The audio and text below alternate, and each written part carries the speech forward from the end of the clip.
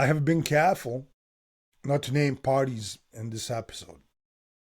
I want to explain why, because I think the reason matters.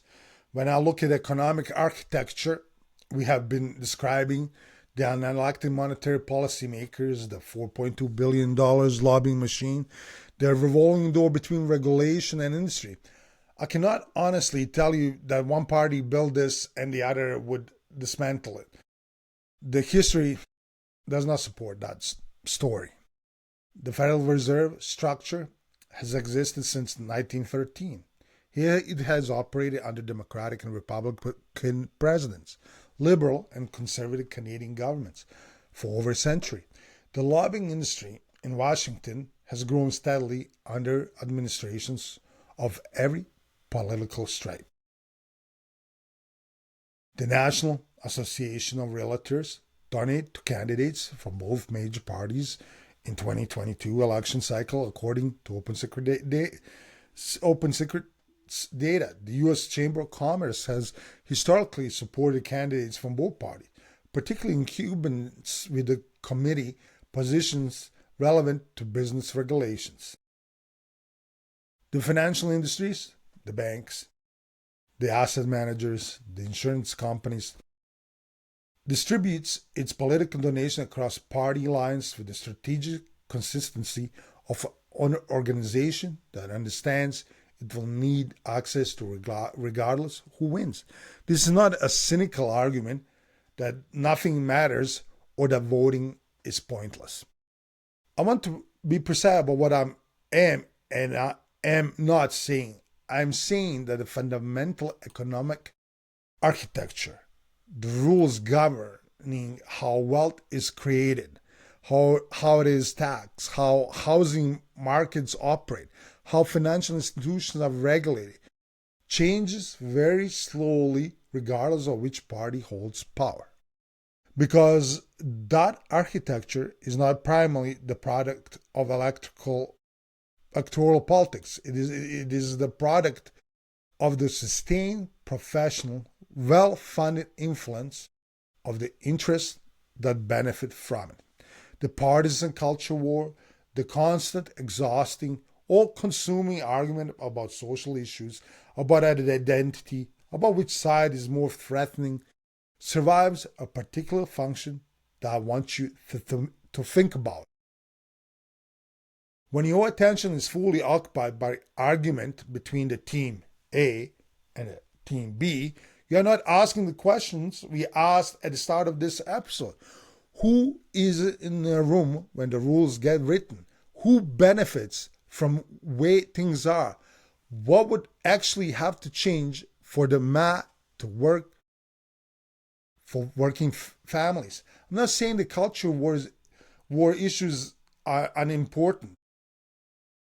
Some of them generally matter. But I'm saying that an exhausted, divided, mutual, and rage population is a population that is significantly less effective at the kind of organized, sustained civic engagement that has historically been necessary to change economic architecture. And the people who benefit most from a current architecture are not harmed by exhaustion or your division. They are protected by it.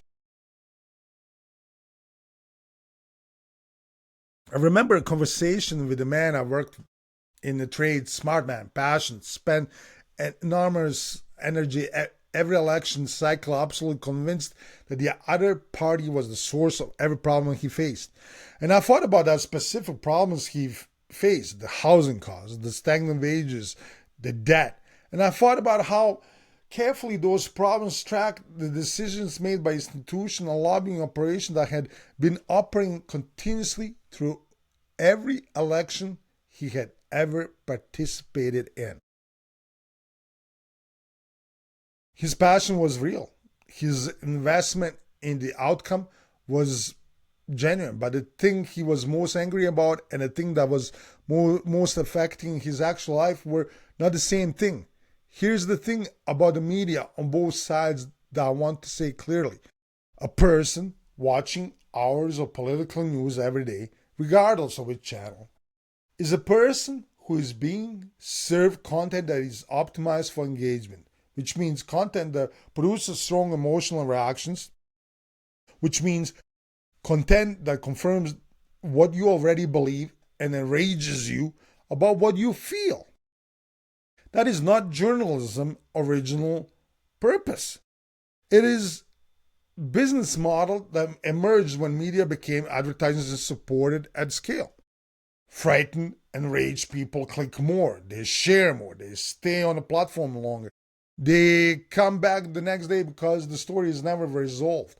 The enemy is never defeated. And the crisis never over. The outrage always needs replenishing. I'm not saying the news is fake.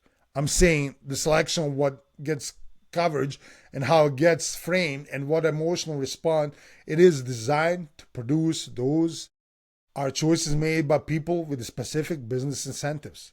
And those incentives are not the same as your interest in understanding clearly what is actually affecting your life.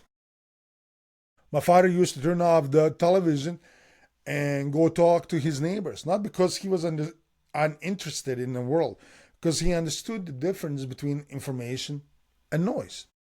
The neighbors were real. The situations were specific. The problems and the solutions were concrete. Television was machine generated feelings about distant abstractions. He knew which one was more useful. I'm not telling you who to vote for. I'm not telling you that elections do not matter. What I'm telling you is that economic architecture in North America will not be changed by a single election. It will be changed, if it is changed, by kind of sustained, specific, locally engaged civic pressures that the most people have never been taught to apply.